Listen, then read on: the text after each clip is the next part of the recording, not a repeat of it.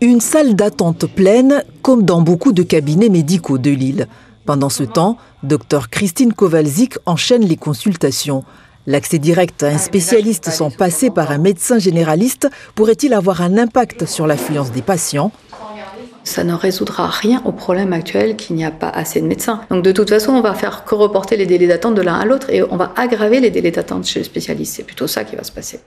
Avis moins tranché du côté des patients, les enjeux n'étant pas les mêmes. Pour Idriss, l'annonce du Premier ministre est une avancée, mais sous certaines conditions. C'est une facilité du coup pour le spécialiste, mais à condition que ça n'engendre pas de coûts supplémentaires pour le patient. C'est surtout ça. Du changement en perspective également chez les pharmaciens. Ils pourront directement prescrire certains antibiotiques pour traiter des infections comme les angines ou les cystites sans consultation chez les généralistes. Déjà, c'est un gain de temps par rapport pour aller se garer, pour voir un médecin. Et là, on vient directement en pharmacie, c'est plus pratique, quoi.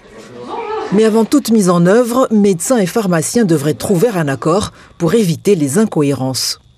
On nous demande de baisser le nombre d'antibiotiques et là on donne un accès en fait à un autre professionnel qui ne fait pas de diagnostic. On va donner des compétences de diagnostic et on va donner encore plus d'antibiotiques parce que c'est pas un pharmacien dans sa pharmacie qui pourra faire un examen clinique d'une jeune femme ou d'une femme qui a une cystite. Enfin, je vois pas la dame s'allonger et là on lui dit madame vous avez bien une cystite.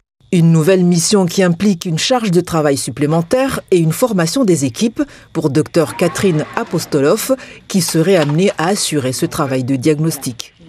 Quels sont les symptômes, depuis combien de temps, est-ce que ce sont des infections qui sont récidivantes, pour les angines, ça sera quelque chose qui nécessitera certainement la réalisation d'un test. Pour les infections urinaires, il y aura certainement tout un protocole pour justement la délivrance d'antibiotiques. Enfin, on ne va pas délivrer un antibiotique comme ça de prime abord.